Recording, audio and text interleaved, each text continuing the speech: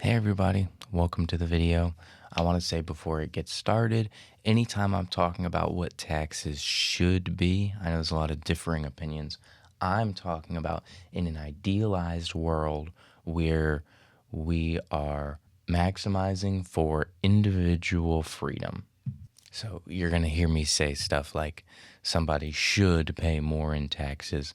What I'm talking about is they should pay more in taxes so that we can be fiscally responsible and have a balanced budget and also maximize for individual freedom. And the reason why some taxes should be higher in order to maximize for individual freedom is because a lot of taxes right now are too high, specifically income tax in the lower income tax brackets. Working class people pay way too much in taxes in most of the developed world, which brings me to my second disclaimer, which is that I know a lot of people in this country really don't like talking about taxation because it's immoral. It seems like a bad thing. The government takes your money, and I completely understand that. I want you to know odds are like 95% sure I want to lower your taxes. I would like to lower your taxes. I'll be talking about new taxes and increasing tax revenue in this video, but I'm talking about doing all that so that we can lower your taxes, okay? I want to get that point clear across from the beginning. And now I'll let the video begin. Hey everybody, in this episode we're going to be discussing some different kinds of taxation that I think we need to be talking about. Like the last episode on political economy, it's going to be about kind of bringing these technocratic discussions down onto the kitchen table where you could talk about it with like your parents. First, I want to introduce a vocab word. It's high net worth individual. What is a high net worth individual? A high net worth individual is just somebody whose net worth is high enough that we would subject them to a wealth tax. And we're going to talk about what wealth taxes are, so we're on the same page with that in a second. Why do I want to say high net worth individual?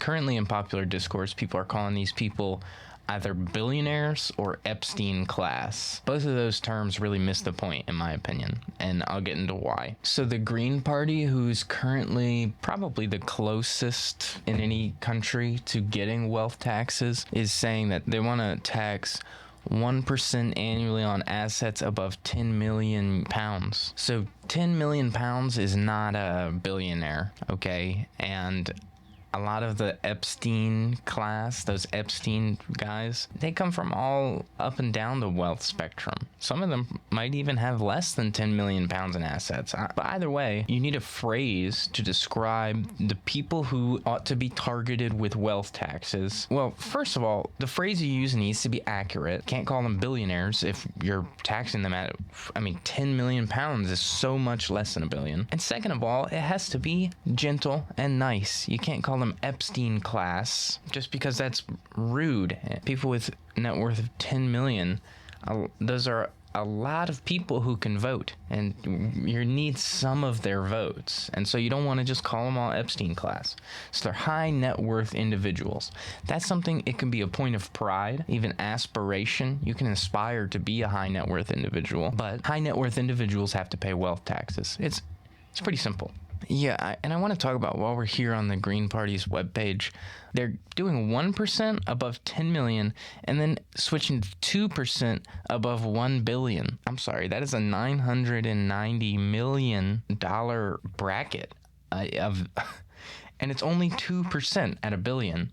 But it's 1% at 10 million. That doesn't make any sense to me. I think that's terrible. I think it needs to be far more progressive, but we're going to get into that in a second. Again, so much of this discourse has been people on the left saying stuff like, oh, tax the rich or eat the rich. Normal people are generally pretty off-put by those phrases. The reason why is because it feels either envious or hateful. Either way, it feels that way to a lot of people. You use high net worth individual to describe who these people are, and suddenly you're not talking about how much is too much or like who has too much, who needs to give up. And now you're just talking about who's rich, who deserves to pay a little bit more in taxes. We need to bring the conversation down, okay? Because I firmly believe that we're going to get wealth taxes. So I think we need to stop being so belligerent about it and start really just talking about what the wealth taxes should be. And if we have our conversation and we push for it, then people are going to follow us Whereas if we just talk and argue the whole time, nobody's going to listen to us. But what is a wealth tax? So a wealth tax is... I'm glad you asked. A wealth tax is just a tax that is paid as a percentage of an individual's net worth. Not complicated at all. You just take the net worth. So for example, if you're worth 11 million and this Green Party's tax passes, then you pay 1% of your $11 million net worth. We could talk about inequality and how wealth taxes are necessary in order to stop inequality from rising, and that's true. I think an even simpler reason that most people don't even consider is that wealth generates income. Consider the guy who has 10 million pounds in net worth. He might own 3 to 4 McDonald's locations, and those McDonald's locations generate him like $5,000 a day for no work. He is going to pay tax on that income. In our current income tax system, you're just not capturing enough from that guy's passive income of $5,000 a day from each McDonald's that he owns, and he owns 4. I love talking about taxes. So yeah, not only are our income tax brackets just like set up incorrectly, we'll talk about this later. Income is often obscured. So like you can shift it into corporate income, or you can gift it to your friends who gift it back to you. There's all these different loopholes. Income is often non-liquid. So if, like, for example, if you own a bunch of land and then the land increases in value, your net worth has increased, your power has increased because you have more access to capital, but you don't actually have more money that you can tax as income, right? An example of this is Elon Musk becoming the first ever trillionaire after the SpaceX IPO. A great video by, what's his name? A bald guy that I like on YouTube. Patrick, it's like Patrick, it's not Patrick Willems, that's another bald guy. Patrick Boyle. Patrick Boyle has a video about Elon Musk. Right here, how SpaceX humiliated Wall Street. This shit was fascinating. In a practical sense, Elon Musk is not actually a trillionaire. He does not have $1 trillion liquid cash. He could not spend $1 trillion in a short amount of time, I mean. But his status allows him to like manipulate world events and other assets that he controls, and he can manipulate society in a way that is hazardous. So you want to tax him based on that trillionaire net worth as opposed to any actual income that he brought in, because the net worth is the source of the power. Another thing that taxing wealth is going to do is encourage more responsible net worth reporting on behalf of these guys. So I don't think Elon Musk is a trillionaire.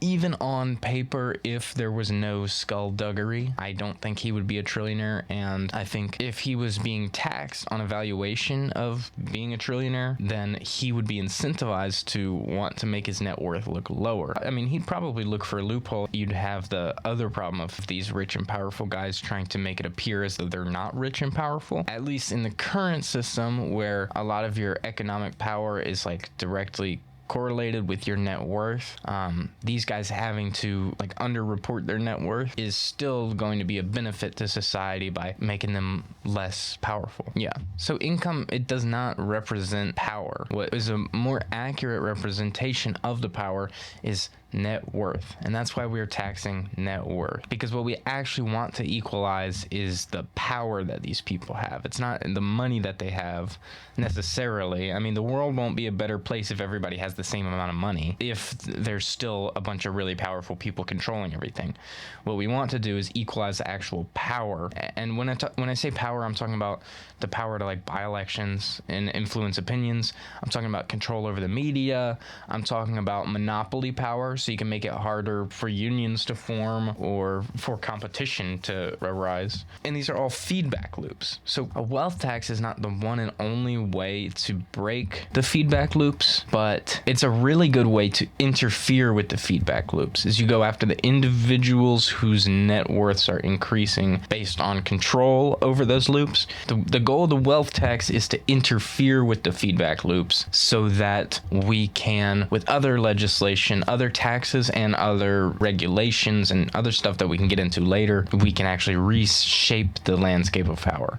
So how do we implement wealth taxes, and what should they be set at? All that needs to happen in America is Congress has to write a bill defining the creation of the tax, what it's going to be based on, net worth, what the rates are going to be set at, and they need to pass it through both houses and the president needs to approve it. It really is that simple, and that's why I say I'm so confident that it's something that we are going to get. Obviously, implementation is going to be more complex than just having Congress and the president sign the thing into law. After we get these taxes signed into law, the responsibility will be with the IRS to actually collect those taxes. Those are going to be bureaucratic hurdles that we're going to have to go over. The reason I was trying to say that it was very simple is that all Congress needs to do is write the damn bill.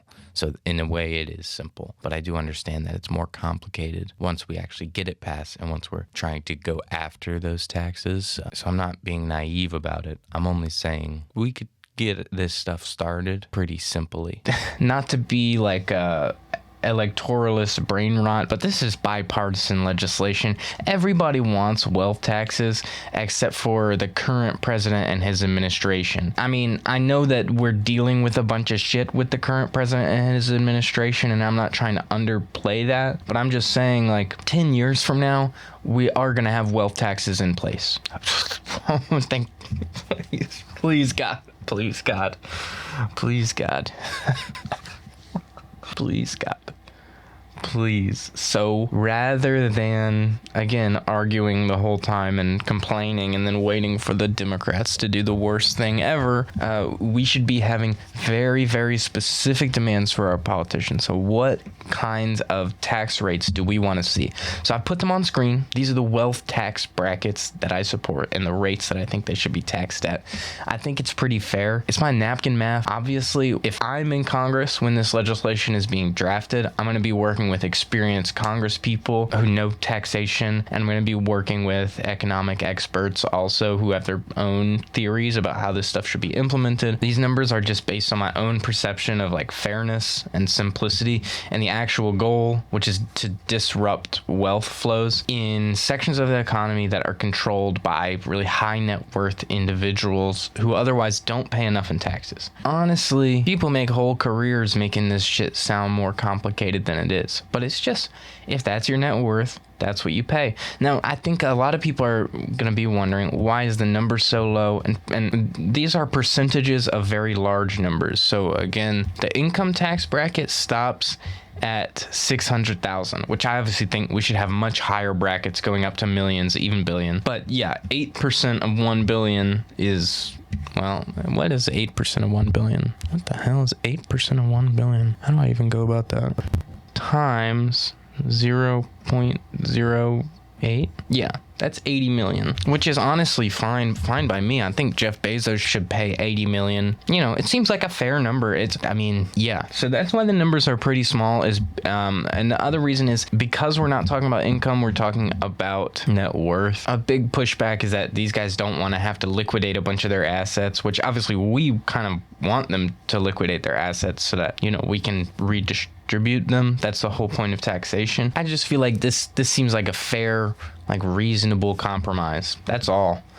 I mean, go ahead and leave a comment telling me what you think. I think a lot of people would like to see higher taxes, but, you know, I'd like to more so shift the conversation to like dividends, capital gains, and income taxes, which I think need a really considerable rebalance. But first, I want to talk about another kind of wealth tax. Something you won't hear in school. The labor cost to a business is a tax to that business. Okay, you want to even out the power dynamic between corporations and workers, raise the minimum wage. So I talked about in other videos about the economy, how specifically like my healthcare plan, getting rid of the employer mandate. It's obviously not the only part of the plan, but I'm not going to give you the whole plan over again. You could just watch my video, How to Fix the Economy. Getting rid of the employer mandate is going to save like thousands of dollars on payroll for employees and employers who have to pay for those healthcare contracts. The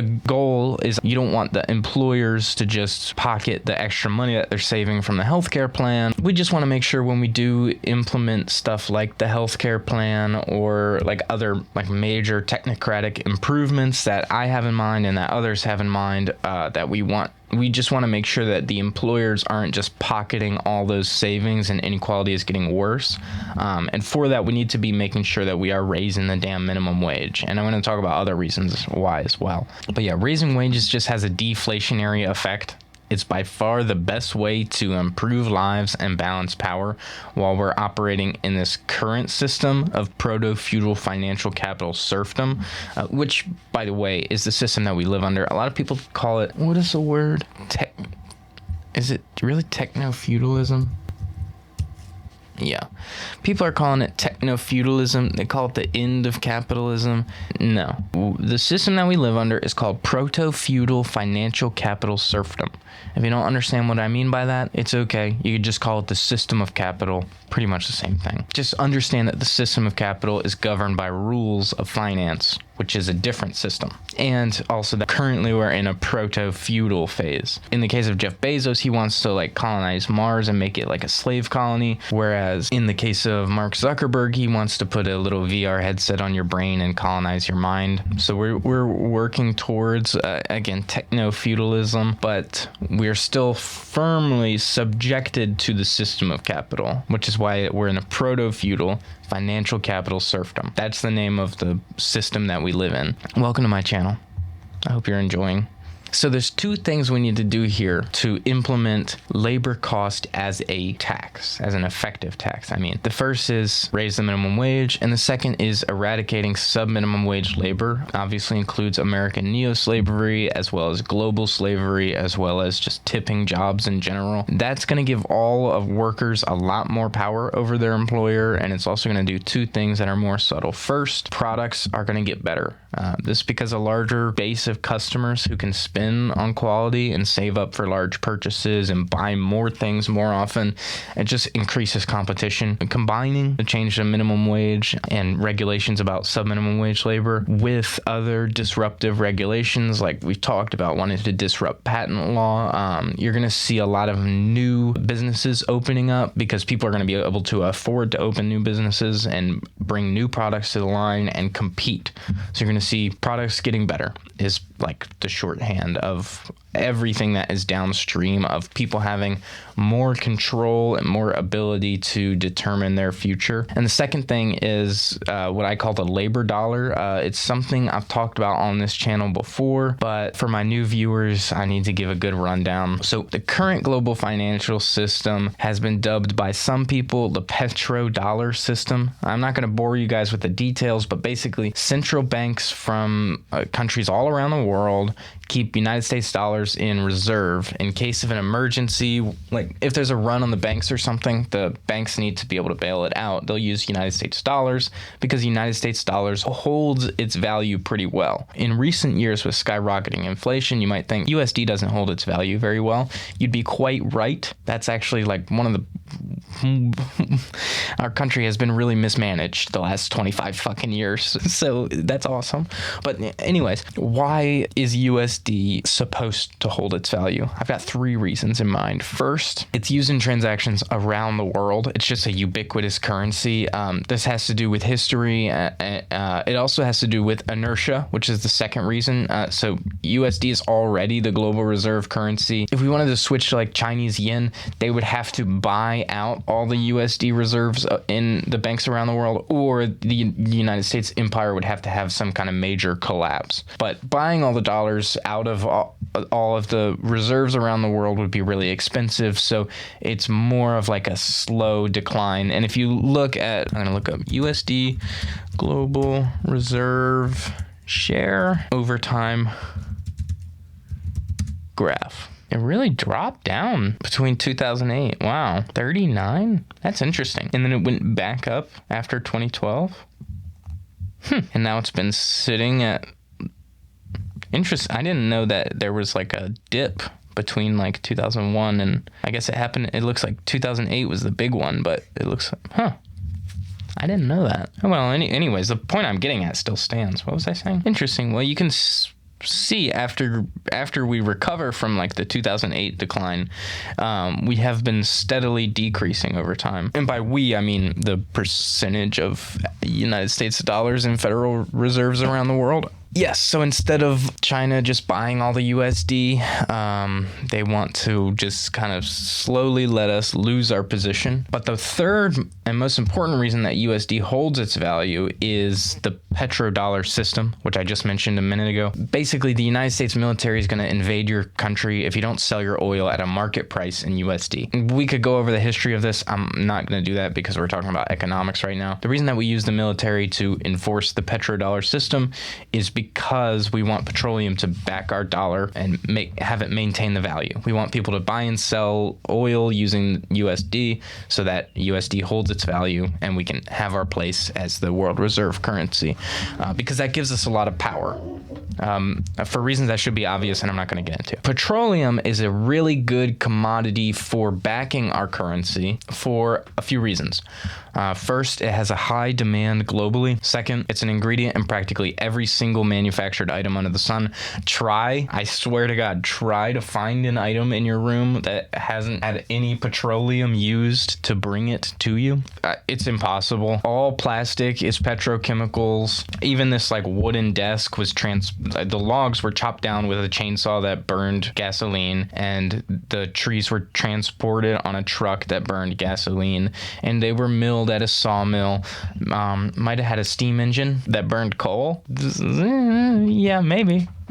Maybe. And then the third thing that makes oil a really good commodity for backing the dollar is it's just a high price per unit. So it's a really like potent thing where somebody sells it, it provides a really solid reference for a lot of capital value against the dollar. So throughout time, there's kind of always been like a major, like ubiquitous kind of commodity that has been like the backbone of the biggest empire that has existed at the time. The Bronze Age is named for the ubiquity of bronze. Historians might call the last 80 years the oil age, maybe. I don't even know. Probably not, but that's just an idea. Another example is slaves in the slave trade have really defined empire. Livestock and grain in the feudal system in Europe, and then narcotics throughout the world have also been used. And there's plenty of other kinds of things that they're just really high value, really high demand, and used in a lot of really important items. Oil is just kind of the penultimate version of that. The labor dollar, what we've been working our way back to, is pretty simple. Basically, labor meets the same criteria as petroleum. Okay, so labor is in high demand globally. It's an ingredient in every manufactured item. It's a high price per unit, potentially high price per unit. The unit is the labor hour, right? And actually, labor has one more thing that would make it really perfect for backing the dollar, which is that unlike petroleum, which is extracted from an oil field that somebody owns with a drill that somebody owns, transported on a truck that somebody owns, loaded into a barrel that somebody owns, and then sold on the free market, before any normal person is ever able to even see it, labor is something that every person has. So yeah, it should be the commodity backing our dollar. It's not rocket science. So how does this work though? I just thought all we needed was like a market price and high demand, and then like emergent economic forces would do all the work. And the answer is yes. So labor is in high demand. There's a problem that you should probably already have seen, that I think most of us are already aware of. Labor is not priced fairly, and there's two main reasons for this. First is global slavery, including American neo-slavery and sweatshop labor. Also sub-minimum wage labor in general, like tipping jobs or under-the-table work. They have a profoundly deflationary effect on the price of labor. So really, imagine if somebody started dumping oil onto the market for free, and that's what slave labor basically does to the labor market. It completely crashes the price. Which is, if somebody was dumping free oil onto the market, it would completely crash the oil price, and the United States military would probably be knocking on their door very soon. But of course, in the United States, slavery is legal. We talked about this on this channel. We need to fix that. We need to change that using policy. That's one of the things we need to do. The second reason that the price of labor is not fair is that the minimum wage is way too low. So we need to set the minimum wage way higher. I'm thinking like in the higher $20 an hour, like $25 to $28 an hour. I might even go as high as 32. I'm not writing the bill right now, so but I'm thinking very high, way higher than most people are talking about right now. And the reason for that is just, obviously, it's just obvious. And I don't know, it's obvious to me. It doesn't have to be obvious to you. And the other thing we have to do is make sure that the minimum wage is set to inflation every single year. Now we've gone full circle on this section about labor cost as a wealth tax, because adjusting the minimum wage yearly to match inflation is going to make the labor market a pretty darn effective, automatic, adaptable, and highly redistributive wealth tax. It's like the perfect thing. So I hope y'all have been paying attention. So we're going to talk about income taxes. So I've talked about income, dividends, capital gains, and land value tax in my 2 videos, What's Wrong with the Economy and How to Fix the Economy. They're a little older now, but I think you could still get a lot out of them. I encourage you to watch them. Here I want to just discuss income taxes very briefly. The first thing that everybody knows, but I don't think a lot of people really understand, is income taxes are progressive. So what does that mean? The more money you make, the more you get taxed. You can just see that from this table. What it really means is that only after your $11,926 do you start getting taxed at 12%. And you only get taxed at 12% from $11,926 to $48,475. A person making, let's say, $70,000, they're going to fall into this tax bracket.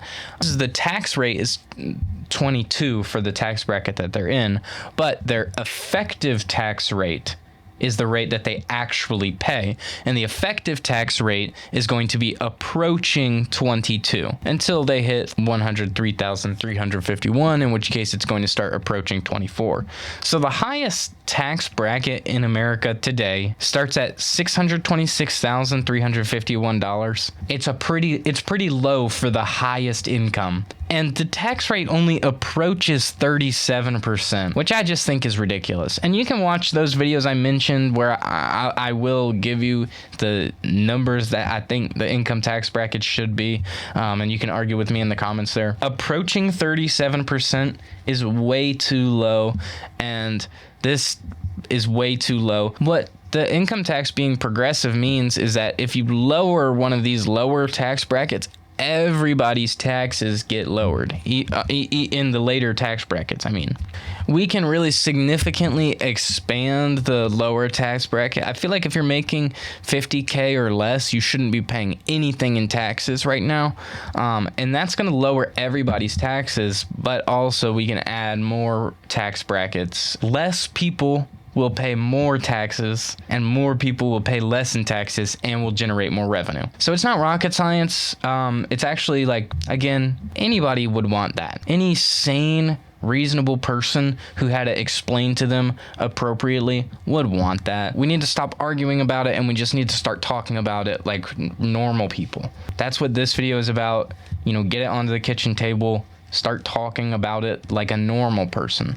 So before the end of the video, I want to discuss property taxes, not in any really specific way. I don't have too much to say about it, but property taxes are really good for setting incentives. So one thing I want to say is I would like to see more home ownership, more people owning one home, not multiple homes, but just people who don't own homes, I think should own homes. People who own more than 2 homes should own less homes, right? So we make property taxes that are progressive. If you only own one home, you should not be paying property taxes unless the value of the home is over $750,000 or something like that. You just don't pay any property taxes. Obviously, you want to generate that revenue, sure, but I think a lot of revenue is going to be made from the wealth taxes that we discussed at the beginning of this video. And again, we want to, right now in America, we have this housing crisis. We want as many incentives as we can to get people building and buying their first house.